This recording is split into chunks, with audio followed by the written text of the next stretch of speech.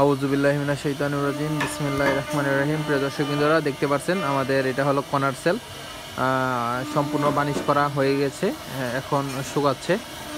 দেখতে পাচ্ছেন কর্নার সেলটা অসাধারণ সুন্দর একটি কর্নার সেল। এটা আপনার ঘরের সৌন্দর্য বর্ধনে অনেক এটা হেল্পফুল করবে। এটা আপনারা যে কোনো কাজে যে কোনোভাবে ব্যবহার করতে পারেন।